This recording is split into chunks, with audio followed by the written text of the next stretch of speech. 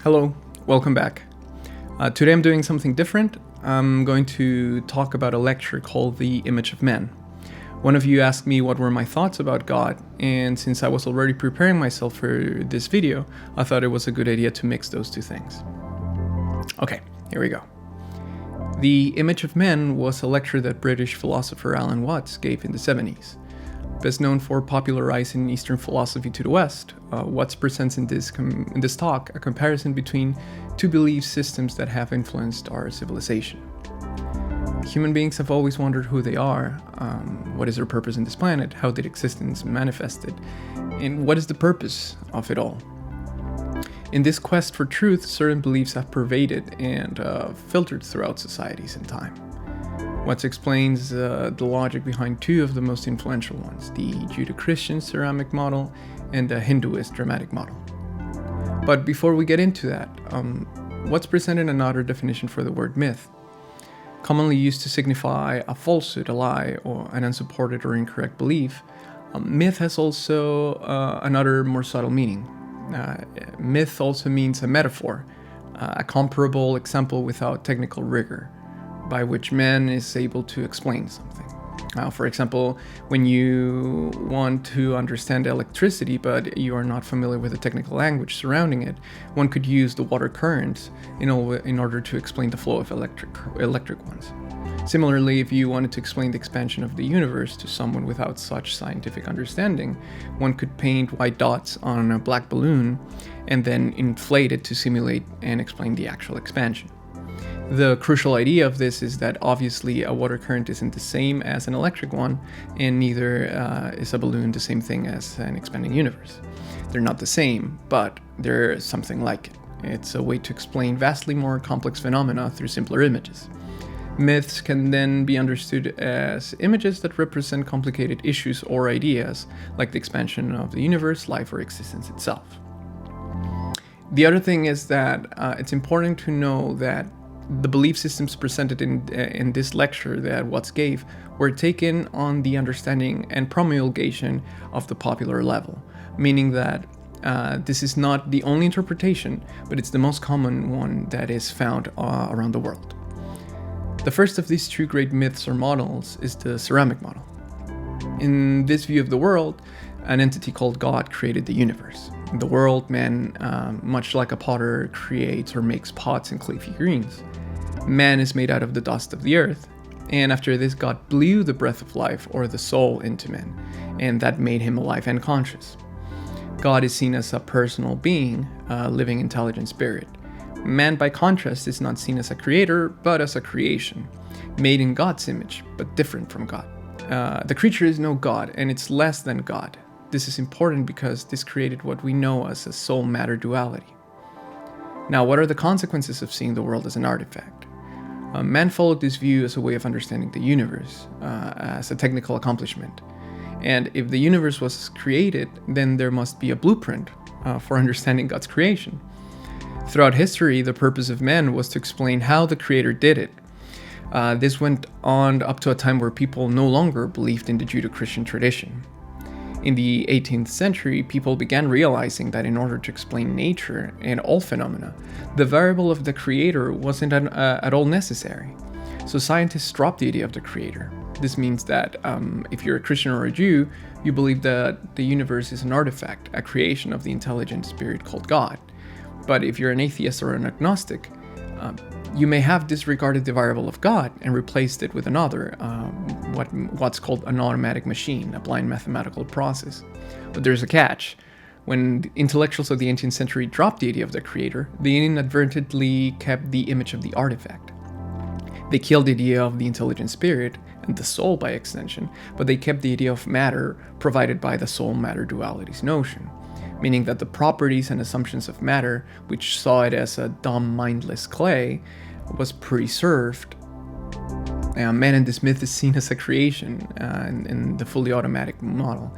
But there's a problem with this too, because the consensus was that we are sensitive living beings, but by a fluke, we arose reason and values such as love and thought. But since it was a fluke, it had to be one, rather, because it was produced in a fully automatic model, which is stupid because it's automatic and it has no mind behind it. Within this view of the world, if man wants to maintain reason, morals, or love, he then has to beat nature into submission in order to survive. Why? Because everything outside the sphere of mankind has no mind, no virtues. It is dead, in a way. In both stages, the ceramic and the fully automatic model, man is seen as a creation, made out of mere matter, and identifies himself with the divine spirit given by God or the fluke of mind generated by the blind processes of the fully automatic model. We have the perception of being a globule of consciousness inside our body, and since the world outside this body is mindless or soulless, it is stupid, and we inevitably feel estranged and alienated from it. In comparison to the rest of the universe and its scale, we feel tangential, insignificant, irrelevant, because our perception of ourselves is that of a mind or spirit looking at an outside world that is definitely not us. Now let's review the second one, the dramatic model. In this model, things work out a little differently. The main difference is that God didn't create the universe like a technologist or an architect, but rather he acted it out or dreamed it. This means that every being and thing is a role, a part, a character that the Godhead plays as. How do Hindus model God then? In the ceramic model of the Judeo-Christian tradition, God is seen as the supreme technocrat, the divine personal being that knows all technical aspects in detail. Hindus don't think of God in that way. God doesn't have to or need to understand things technically in order to perform them. Man is the same in a way if you think about it. We don't need to understand how we breathe or open our hands in order to do those things. Both God and man do what they do not because they have a technical blueprint, but because it's in their nature. The fundamental difference is that the dramatic model of Hinduism doesn't see a division or difference between God and the world, meaning existence. The universe is God at play. Existence is God acting everything. So how did the Hindus arrive at such an idea of God? If one thinks and realizes that the universe is something, in the sense of it being comprised of all the things we know, and questions why there is something instead of nothing, then the question really becomes why? Why would things be the way that they are? This would take you to yet another question. If you were God, the ultimate being, what would you do? A different way of asking the same question would be, if you could dream any dream, what would it be? Well, first, surely one would fulfill all their wishes, every desire, each one of them, right? But after, let's say, 1,000 or 1,000 million years of pure wishes, one would probably start to get bored. You would reach a point in which you would say, well, I've had enough of wishes. I'd like to go on an adventure now. Adventures full of dangers and obstacles. And it would be okay because you know you're the Godhead, right? And ultimately it is a game. You could rescue, you could rescue a princess, kingdoms, fight huge monsters, and so on. And it would be all incredible because even though it's amazing, you would still know it's a game. So you don't really get worked out or worry about it. But what happens after 100,000 years of those adventures? Well, eventually you would get bored of those too. This time because even though you know it's a great adventure, you know you're the Godhead. You know you're God. You know you're safe. And that it will always be okay. So you decide to go on a different kind of adventure. One in which you forget you're the Godhead, the ultimate being, to make it all the more exciting. And eventually, if you follow this logic, you would end up dreaming the sort of life that you're living right now. But why would God do this? According to Watts, one of the basic motivations of existence is what we would call the hide and seek principle, that now you see it, now you don't. God says in a way, get lost, man. Go far away and play your game. I will find you later. Now, where does evil enter in this picture? Well, all dramas have a villain, a bad guy. All stories have a status quo. There's a necessity for duality in drama. The game is to play order against chaos, the good against the bad, the powerful against the powerless, that sort of thing. In a drama, someone has to play the villain, the dark side, and then the hero has someone to play against. So if the villain wins, we call it a tragedy. If the hero wins, we call it a thrill. And if it's funny, we call it a comedy. But in all cases, at the end of the play, All actors come out from the backstage hand in hand, and the audience applauds both, right? Because they know they're just roles, they're only masks. The Hindus feel then that behind the scene, in reality, under the surface, we are all the great actor, the supreme being playing. Now, let's move on and analyze what are the differences between those two models, right? First, we'll see the difference of answers for the question, who are you? In the Judeo-Christian tradition, in all likelihood, the answer is something like, I am me, I am, and you say your name, right? Because Christians ought not to think anything else. That's who you are. Hindus, by contrast, will say that the real self, called also the Atman or Brahman, is all that there is, everything and all things, the root of reality. The next question that arises is, why is there evil, pain, and suffering then? In Christianity, evil comes from a source outside of God. Since God in this tradition is defined as being all good, he originally designed creation without evil in it. But there was a mysterious accident in which one of his angels, called Lucifer, didn't want to do what he was told because he was an asshole. And then he lured man into sin, which he actually accomplished. So man disobeyed and went against the law of God. And from that point forward, evil was introduced into the creation. Hindus think in a different way. They believe that the God, creator, the actor, is both good and evil, and is the author of both things. It is not as if God had made evil and forced it upon someone else. He is all things, good, evil, and everything in between. For Hindus, men are omnipotence in disguise. There is no victim. There is no real defenseless, poor little me. Even when it's horrendous things, it is all a dream of the Godhead. Well, there's no surprise that this makes people in the West uneasy, because it seems to dissolve the underlying reasons for moral behavior, right? For most Westerners, the idea becomes something like, well, if God is both good and evil, then everything goes right. I can get away with murder. But you're an idiot if you think like that, because you have to think it through. What sort of game or dream would you like for your life? What do you want as an adventure? You will find out that all good games worth playing are constructed something like this. First, imagine if both sides were absolutely equal, balanced. Well, that's boring because it's stale. It's the unstoppable force meeting the immovable object, so nothing much ever really happens. If it's all good and barely anything evil left, it's also boring. It's like a chess or a card game. When one side knows that they've already won, they stop the game and simply reshuffle it and start a new one. Because the point of the game, or the drama, is not to know what will happen, that element of surprise. But if a game is done in a way in which the good side is about to lose, and in real dangerous danger of losing, but somehow it always manages to sneak out, well, that's always more interesting, right? The idea is that the good side is always managing to survive. It's never the winner, but it's never the loser. This is how things work everywhere. You can see it all around, especially in politics. Every in-group meets an out-group of nasty people. Otherwise, they wouldn't know who they were, what they were against or for.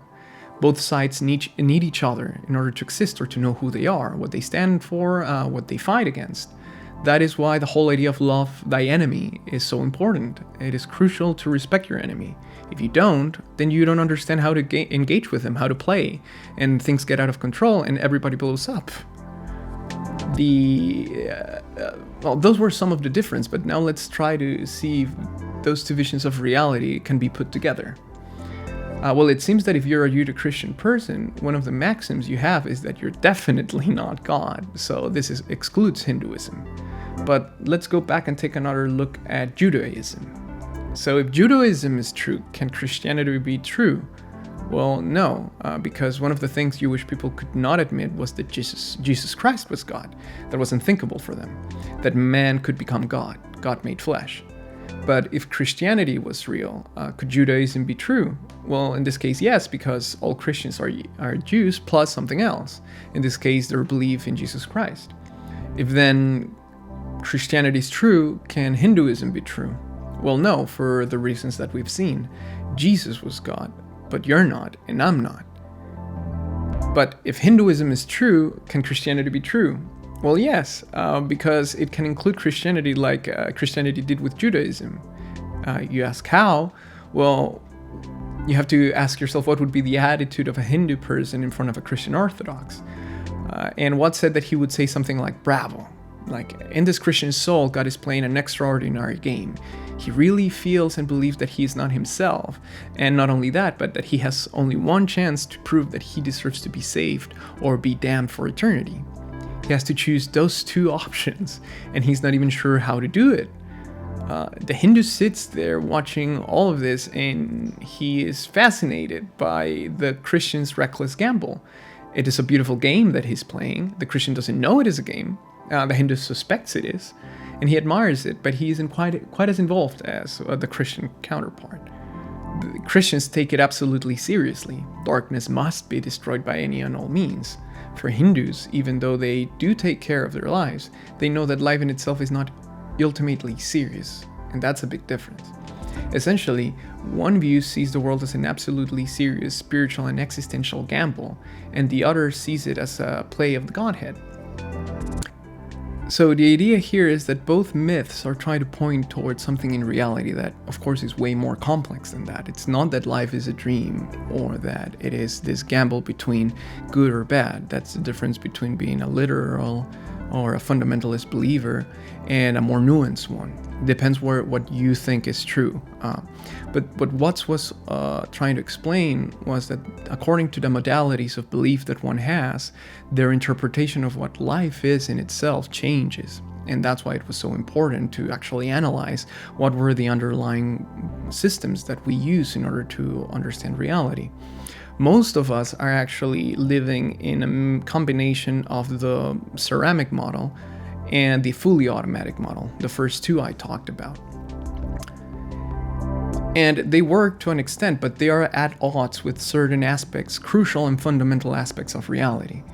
While the Hinduist model may present problems in itself if it's taken too literally, in the sense that if this is a dream, that it doesn't matter what we do and how we build our lives, maybe. Kind of like this mediocre approach to life. And those are not mistakes of the belief systems themselves, but how we interpret them. Watts always or used his time, his life, as a way to explore what other religions and spiritual systems had to offer.